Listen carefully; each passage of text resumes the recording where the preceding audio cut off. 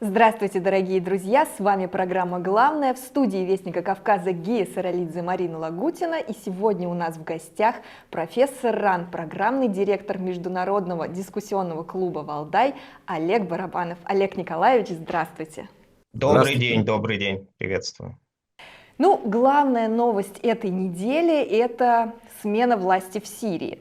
Башар Асад добровольно, если так можно сказать, покинул свой пост и покинул территорию страны. К власти пришли оппозиционные силы. Все это случилось спустя 13 лет после начала сирийского кризиса. Оппозиция, которая пришла к власти, очень разнородная. В нее входят разные группировки, в том числе и те, которые считаются террористическими как на территории нашей страны, так и в других странах мира. И сейчас объявлен переходный период до весны 2025 года, очень уязвимое время, когда разные игроки на международной арене будут пытаться захватить влияние и как-то повлиять и свои выгоды из этого извлечь. Вот хотелось бы поговорить о реакции России и о том, как эта ситуация повлияет прежде всего на наш регион Южного Кавказа и вообще на ситуацию на Ближнем Востоке и в мире в целом. Олег Николаевич, пожалуйста, ваше мнение. Да, действительно, ситуация в Сирии развивалась очень быстро и неожиданно. Понятно, что, мне кажется, еще за неделю до наступления, ну, вроде их сейчас уже не боевики называют, а оппозиция, пришедшая к власти, но, в общем, за неделю до их наступления никто, по большому счету, не мог предсказать такого исхода. И даже когда пала Алеппо, казалось, ну, этим все более или менее и закончится, а дальше режим силен. И сейчас ситуация развернулась абсолютно полностью. Действительно, что Башар Асад уже не президент. Действительно, что в Сирии, ну, вроде бы, да, не то чтобы вакуум власти, там формируются какие-то новые структуры. К чему это приведет, сказать сложно. Вроде бы сразу же не началась так с налету, да, война между вот этими арабскими силами, захватившими власть, и курдами на севере и востоке страны.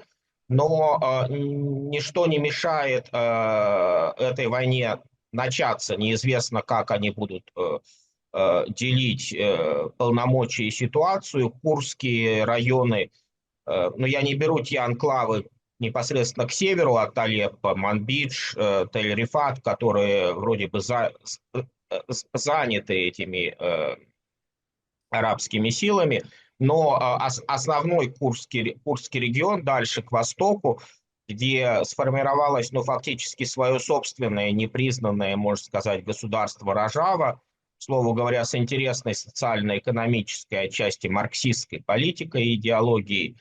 Как все это будет развиваться? Также, соответственно, много спекуляций, кто от этого больше выиграл, выиграла ли Турция или выиграл ли Израиль.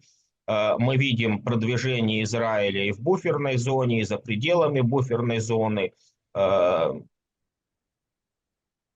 Мы видим, с другой стороны, понятно, да, сейчас, что касается России, то ключевой вопрос о наших военных базах на побережье морской и воздушной.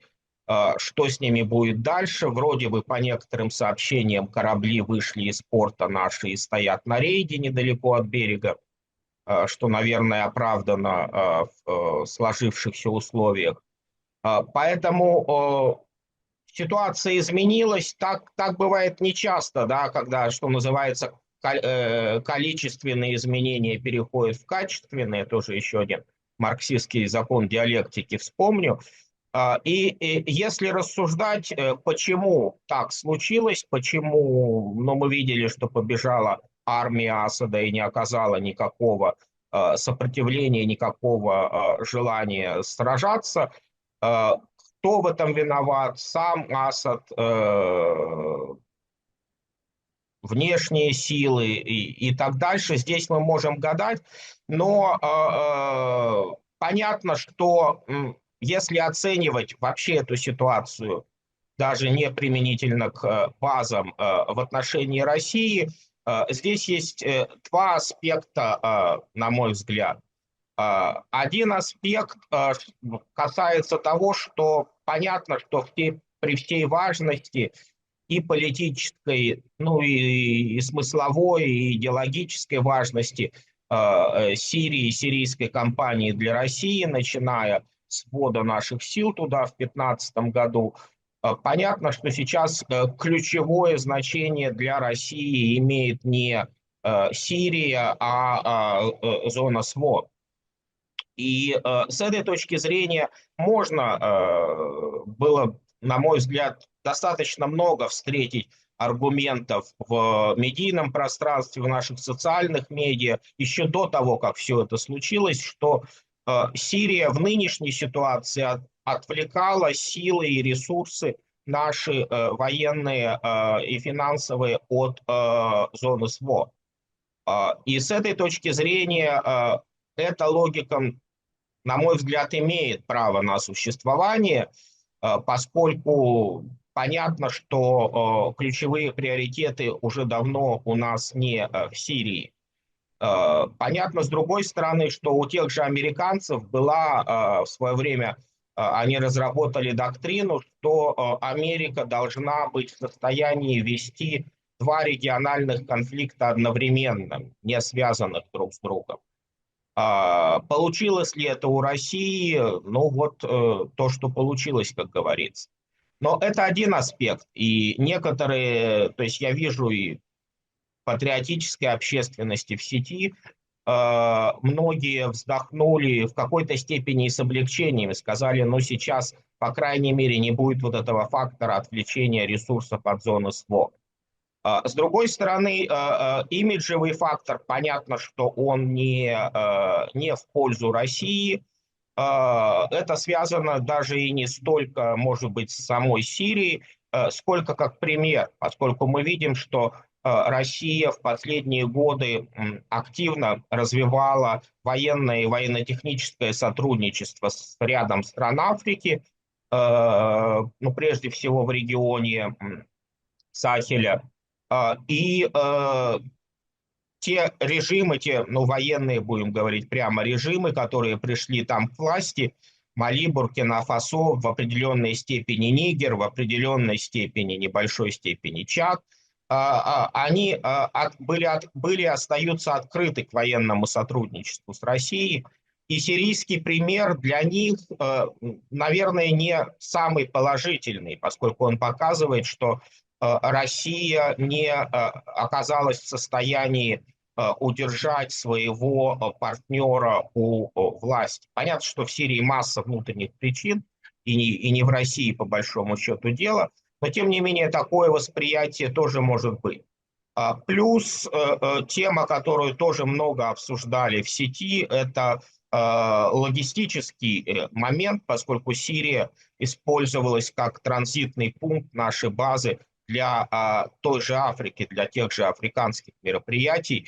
И если сейчас представить, что Россия базы оставит, то как будет осуществляться снабжение африканского корпуса и все прочие логистические вещи, здесь, наверное, могут возникнуть дополнительные трудности. Коллеги, ну вот так, первые размышления.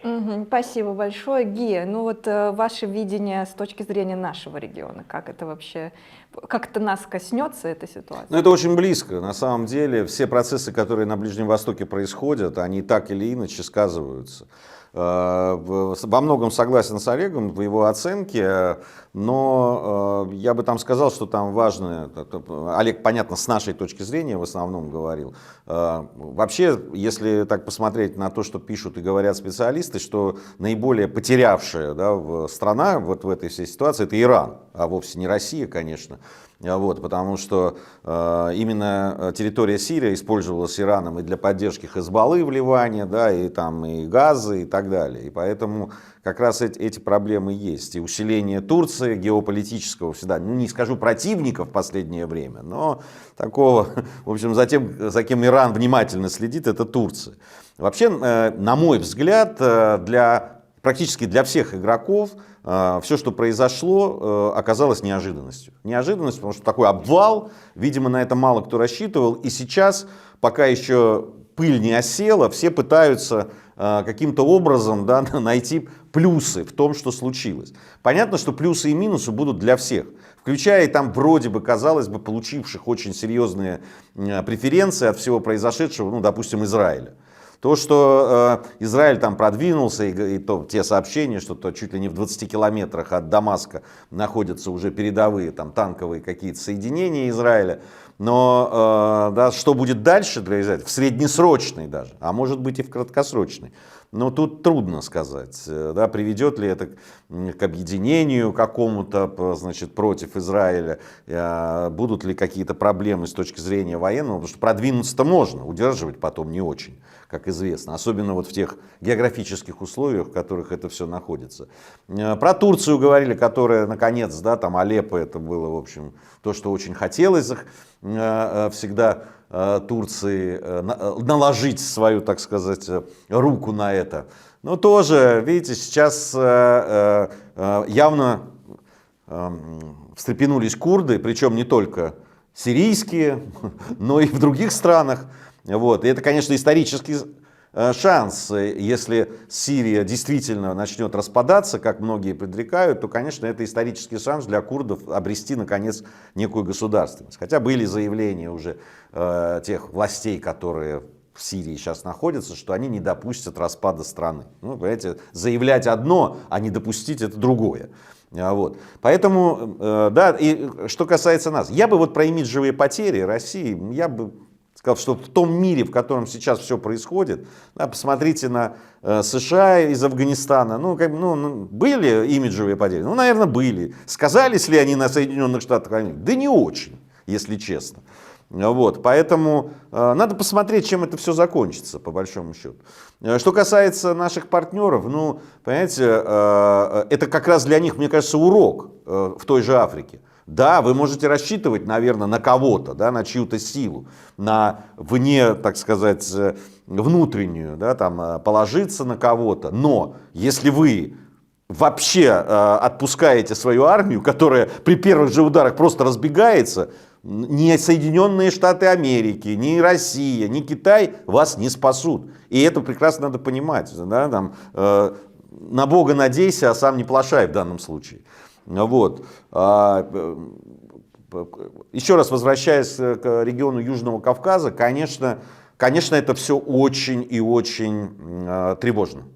Учитывая, что наши западные партнеры вовсю пытаются дестабилизировать Южный Кавказ, мы видим это и по взаимоотношениям Азербайджана с Западом, то, что сейчас происходит между Грузией и Западом. Вот. Ну, там любопытные вещи происходят. Сегодня был звонок буквально, да, новость пришла за 5 минут до нашего эфира, что Макрон позвонил даже не премьер-министру избранному новому, значит, в грузинском, а позвонил самому Иванишвили, так сказать, вдохновителю всего. И час они проговорили и договорились, нету никаких пока утечек, просто известно, что больше часа говорили и договорились еще созвониться. Вот. Несколько заявлений Орбана и министра иностранных дел Венгрии, которые сказали, что не дадут Грузию в обиду и наложат вето, если будут какие-то рестрикции по поводу Грузии. А известно, что Орбан и Венгрия — это, в общем, особая страна для Трампа в Европе и в Евросоюзе. Вот. И, соответственно, такие близкие и очень хорошие отношения грузинской мечты с Орбаном и с его командой — это очень большой козырь в руках власти. Понимаете, там вот эта встреча Зурабишвили с Трампом на ногах в Нотр-Дам-де-Пари, она как-то в данном случае блекнет по сравнению со всеми этими новостями. Вот. Но, конечно, на Южном Кавказе надо быть очень и очень осторожными сейчас, особенно в свете того, что ближневосточная, конечно, ситуация на Ближнем Востоке может очень резко обостриться. Вот Сирия — это очень хороший показатель. Спасибо. И как раз вот раз уж Гея начал говорить про Грузию, то плавно к ней и перейдем. 14 декабря в эту субботу состоятся президентские выборы. Президента в Грузии будет выбирать коллегия выборщиков. Главный фаворит Михаил Кавилашвили, выдвинутый от грузинской мечты правящей партии. И оппозиция как бы предрекает, что будут очень серьезные протесты.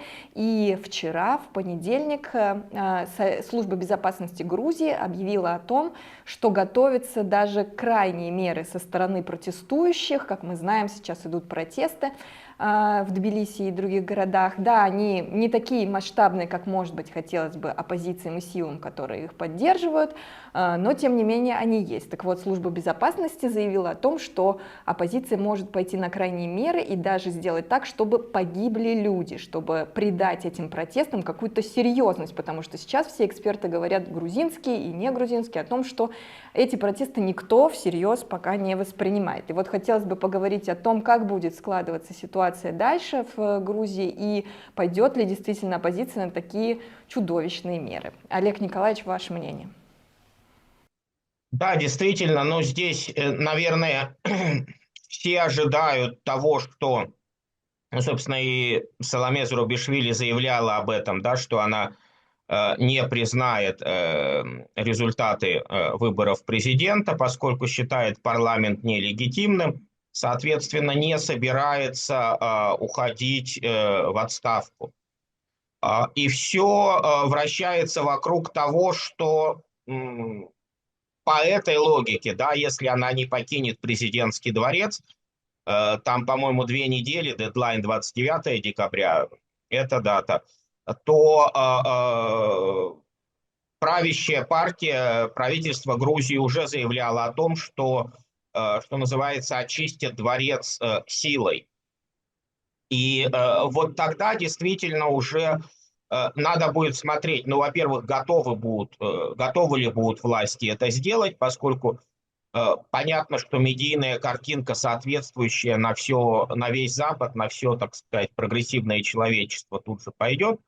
С другой стороны, как активно, радикально, жестко оппозиция будет защищать Саломе Зурабишвили вот от этого, так сказать, выноса из дворца.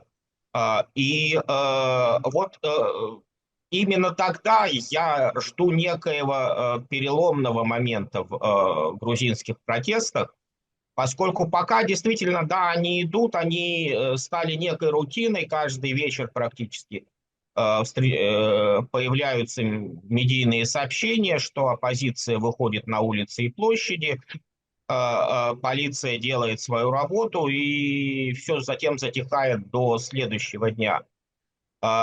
И пока протест рутинизирован, он в таком состоянии может быть очень и очень долго, ну и,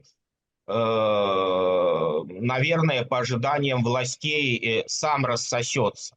Но здесь смена президента, она может это изменить достаточно сильно. С другой стороны, тоже нельзя забывать, что и вот Евромайдан 13-14 годов в Киеве, он же тоже, у него была такая рутинизированная, но своего рода даже некая карнавальная стадия конца декабря, начала января, когда вроде бы ничего не происходило, вроде бы стояли эти палатки на площади, все там, судя по медийной картинке, было тихо, мирно, с юмором. И там уже появлялись такие термины, как пьяный сектор вместо правого сектора и так дальше. А затем начали сжечь покрышки, и радикализация прошла очень быстро, примерно в 20-х числах января. Поэтому вопрос быстрой эскалации протестных действий на примере Украины исключать нельзя. И здесь вот зачистка президентского дворца от Зурабишвили может стать таким спусковым крючком, коллеги.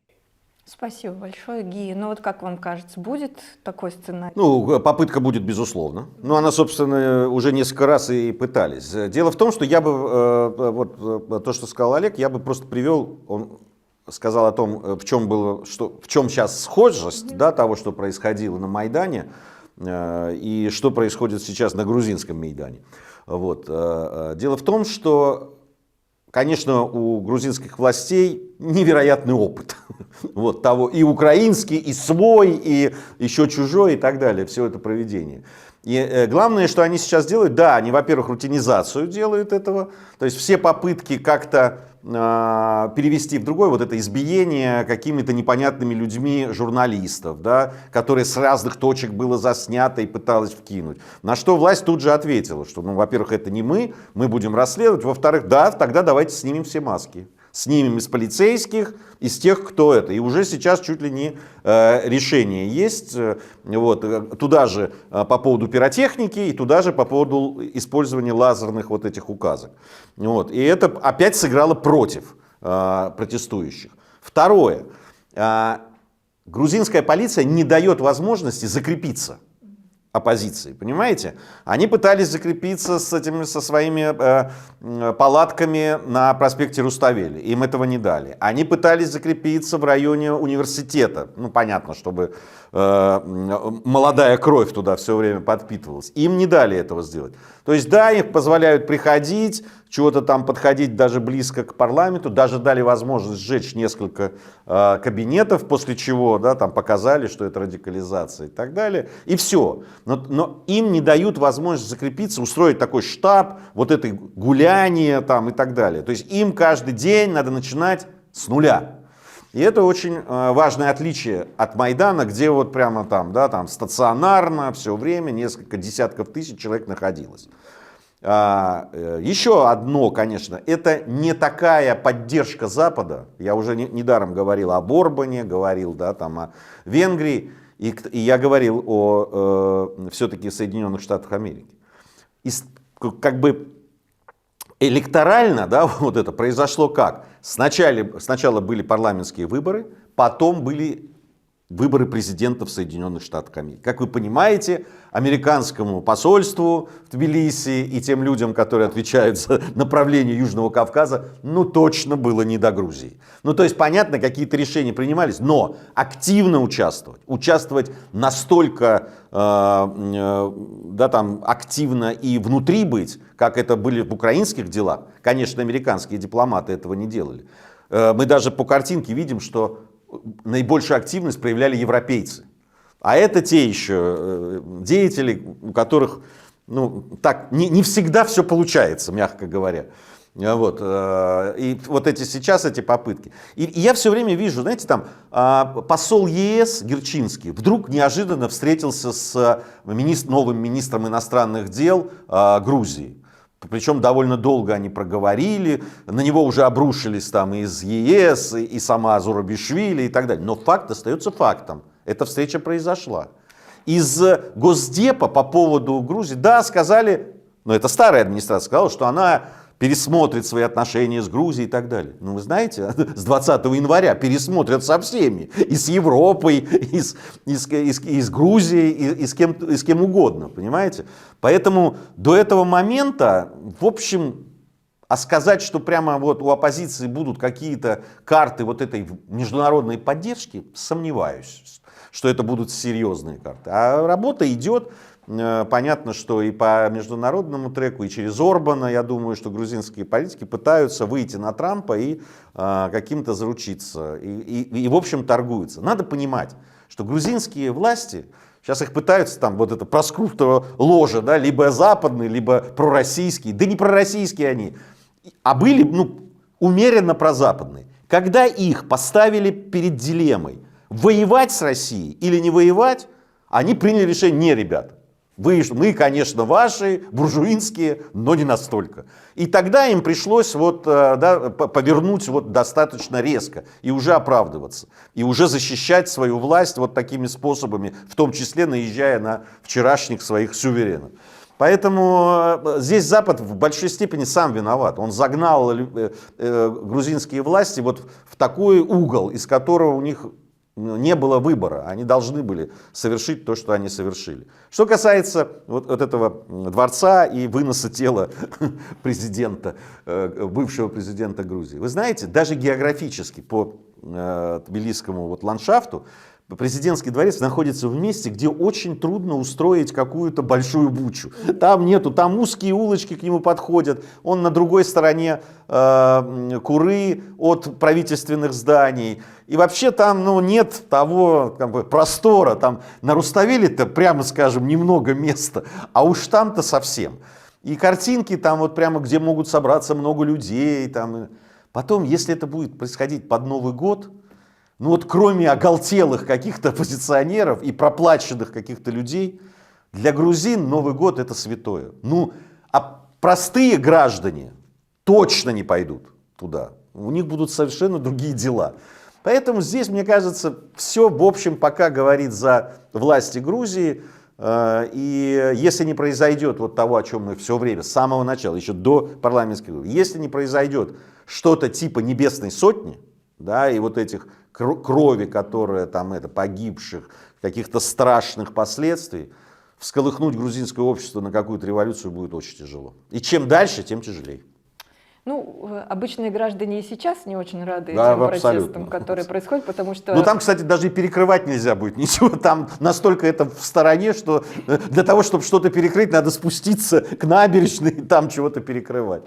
Да, потому что когда начались вот это мародерство, варварство, то все обычные люди, которые там живут, сказали, ну это уж совсем ни в какие ворота. Ну, да. Вот, кстати, интересно, я на прошлой неделе была в командировке в Баку на большой международной конференции и разговаривала там с разными представителями европейских стран, и они меня все спрашивали, когда узнавали, что вот Вестник Кавказа занимается Кавказом, они спрашивали, а что в Грузии, почему вообще это происходит, почему Грузия отдаляется от Евросоюза? И вот никто из них не знал, что Грузии предлагали открыть второй фронт. То есть, видимо, в европейской повестке это вообще никак не оговаривалось. Это интересно. Ну, у нас конец года. Может быть, уже настало время подводить какие-то итоги и смотреть в будущее. Хотелось бы поговорить о том, что нас ждет в 2025 году именно с точки зрения конфликтов. Будут ли они нарастать в мире или наоборот мы будем приходить больше к их ослабеванию, потому что, как мы уже не раз заметили за сегодняшнюю программу, 20 января сменится администрация США, к власти придет Трамп, он уже очень активен, ездит в другие страны, ведет переговоры. На Ближнем Востоке мы видим усиление сейчас Израиля, ослабление Ирана, в Сирии поменялась власть, и даже в других частях света, например, в Южной Корее, на прошлой неделе мы видели абсолютно странный эпизод введения военного положения, после чего КНДР подняли боевую готовность, то есть тоже ситуации очень неоднозначные. Вот, Олег Николаевич, ваше мнение, каким будет следующий год? Ну, я не Трамп, поэтому трудно сказать, каким он будет. Вот. Хотелось бы, конечно, чтобы он был хорошим для нас, но понятно, что естественно, что с инаугурацией Трампа ситуация будет меняться. Насколько радикально, сложно сказать, поскольку пока за сутки, да, он украинский конфликт не остановил, как обещал. Ну и, наверное, с 20 на 21 января тоже я очень удивлюсь, если он будет остановлен. Но для нас, понятно, ключевая тема и ключевые наши ожидания, вопросы, чаяния связаны с зоной СВО, поскольку мы видим достаточное усиление разговоров про перемирие, про выход на корейский вариант, как угодно его можно называть, по линии боевого соприкосновения. И, собственно, давление Трампа идет именно в этом отношении. Прекращайте это немедленно, а дальше договаривайтесь хоть десятилетиями.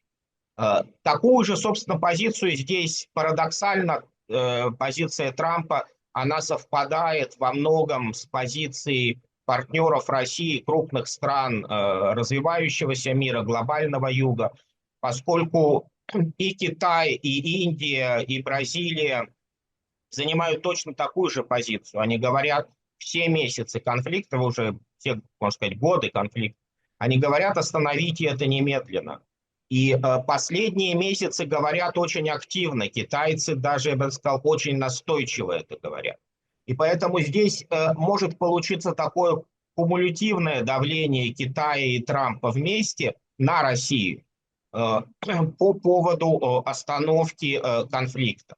Естественно, можно сейчас можно гадать, насколько это получится, да, если мы будем исходить из публичных официальных заявлений нашего руководства и ведущих официальных спикеров. Россия не настроена на перемирие, об этом и Путин говорил, что если это только для того, чтобы подвести снаряды, то Россия против этого. С другой стороны, тема перемирия, она есть и в нашем медийном поле, особенно в наших социальных медиа. Понятно, что не бывает такого, что усталость от войны есть только на одной стороне фронта, и ее нет на другой. Перемирие, как к нему не относись, понятно, что там снова, да, как говорится, обманули дурачка на 4 кулачка. Сейчас и на 5-й кулачок обманут, если пойдут переговоры о перемирии, и оно будет нечестным совершенно точно, но перемирие спасет жизни наших солдат. Да? Мы видим ситуацию, и любой мир – это спасенные жизни. Поэтому эта тема тоже есть. Да, как она будет реализовываться, ну, особенно в контексте того, да, что я использую наш официальный термин отражение попытки вторжения Украины в Курскую область. Это отражение попытки, мы видим, уже идет долгие месяцы. Фронт Курской области на Курской дуге достаточно стабилен. Понятно, что у нас там есть успехи, и он уже не на той линии, на какой был в начале, но если сравнивать с тем же направлением там на Покровск, южнодонецкое направление, то успехи у нас менее видимы и менее значимы. И все, скорее всего, хотя хотелось бы другого, конечно, но, скорее всего, украинские войска останутся на Курской дуге и к 20 января.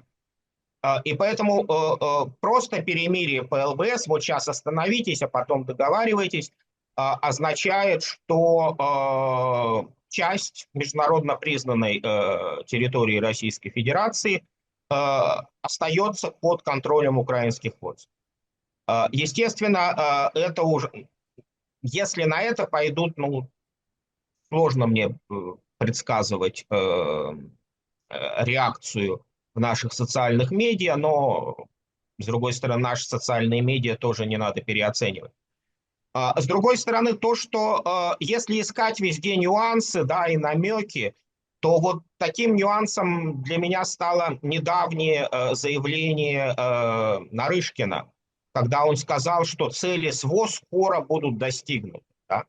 У нас же официальный нарратив всегда использовался другой эпитет, что цели СВО непременно будут достигнуты. Об этом говорил и Путин, и Песков.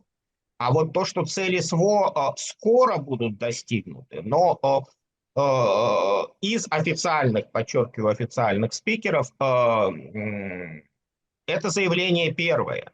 И если рассматривать его как некий такой намек готовности к разговорам о перемирии, о дипломатическом достижении цели СВО, да, если переводить на этот язык, но посмотрим. То есть вот мои ощущения связаны с этим, коллеги.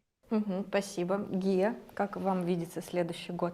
Ну, сложным мне видится следующий год, честно говоря. Никаких особых таких знаков того, что международная напряженность спадет, я не вижу, честно говоря.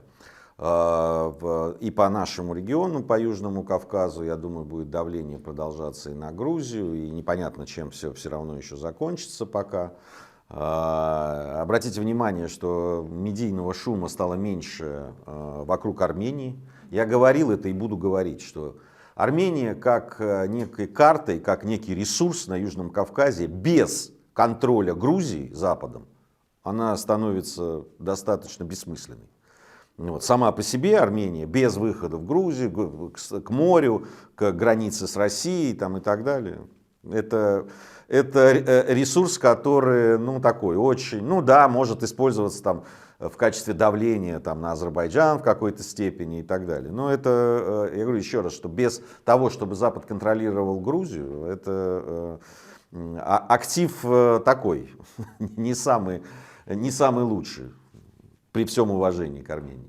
Вот. И поэтому я ожидаю, что там давление будет серьезное, и на Грузию в том числе, и по разным трекам, и попытка там и соблазнить чем-то руководство, и поменять руководство и так далее. Там будут действовать по-разному. Конечно, понятно, что в России на специальной военной операции будет сосредоточено все. Я, в отличие от Олега, считаю, что вот такой мирный план, который там, ну вот корейский, условный там или еще какой-то, он маловероятен. По поводу давления Китая, Бразилии, там, Индии на Россию с целью заканчивать это немедленно, ну, говорили об этом уже на протяжении почти 3 лет, что такое давление есть, но мы имеем то, что имеем. Возросло ли оно сейчас? Я не очень вижу, а с чем, почему именно сейчас оно должно возрасти. Я не вижу для этого никаких.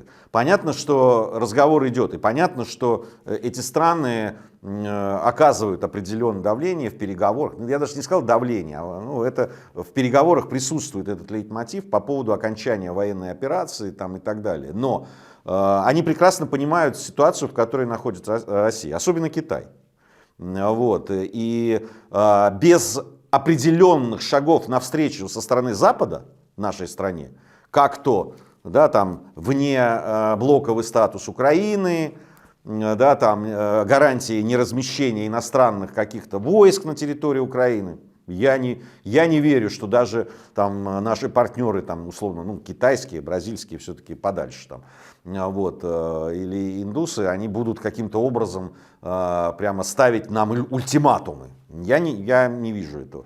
А идти на такое замораживание без каких-то ответных шагов того же Трампа, я не верю в это, что Россия пойдет на это, учитывая наш опыт взаимоотношений с этими ребятами. Поэтому я как раз думаю, что вряд ли и Трамп что-то сможет сделать на этом пути. Я думаю, что специальная военная операция будет в 2025 году продолжаться. И вот уже от того, как будут развиваться события, да, Курская область есть вопрос Курской области. С другой стороны, и это всеми подчеркивается, что за последние несколько месяцев российская армия была отвоевана в 2 или в 3 раза больше, чем за весь 2023 год территории. И сейчас, в общем, там операция, да, сложно, да, с проблемами, да, там и с потерями, но все-таки эти результаты, они сейчас осязаемы и видны. И, в общем, положение на нескольких направлениях, положение ВСУ, оно катастрофическое, они сами это признают. Поэтому, ну, здесь многое будет зависеть, как они сами, наши западные наши противники, говорили, что все будет решаться на поле боя. Вот оно так и будет решаться. Я думаю, что это, к сожалению, может быть, да, но именно так это и будет. Вот. И никаких особых подвижек я не вижу в этом смысле. Я думаю, что 2025 год будет как раз годом обострения китайско-американских отношений. Да, там есть по этому треку попытки, насколько я там читал, специалистов договариваться, и вроде как собираются там и экономические, вроде Трамп, который сначала чуть ли не там 100% пошлины хотел ввести на китайские товары, потом вдруг заговорил о 10%. И есть уже, кстати, китайские шаги навстречу, так сказать, этой торговой войне, да, там. И, в общем, ударит это все особенно по европейцам, насколько я понимаю. Вот. Но никто пока не может предсказать, как Трамп действительно будет по отношению к Китаю. Изменит он свою вот такую риторику. Во всяком случае, набрал он в свою команду, ну или те люди, которые собираются прийти, ну прямо вот антагонистов Китая. Ну вот я там просто читаю их биографии и воззрения, ну там просто такие антидраконы просто. Вот. Я думаю, что 25-й год будет очень годом серьезных столкновений в Южной Америке, ну таких экономических, да, Китай там очень укрепился. Будет Африка, конечно. Кстати, вот наши базы и, соответственно, порты, которые мы контролируем там, в той же Сирии, Латакии, это, конечно, может сказаться на наших взаимоотношениях с Африканом чисто экономически. Вот. И все эти процессы будут развиваться, конечно. И обострение в Юго-Восточной Азии, не скажу, что там до боевых действий дойдет, но то, что там с каждым каким-то там кварталом виток происходит, определенные напряженности, это четко, абсолютно видно. Спасибо большое. Будем ждать 25-й год и смотреть, как будут развиваться события. Я напоминаю, что у нас сегодня в гостях был профессор РАН, программный директор Международного дискуссионного клуба «Валдай» Олег Барабанов. Олег Николаевич, спасибо за интересную беседу. Спасибо вам и спасибо зрителям. Спасибо.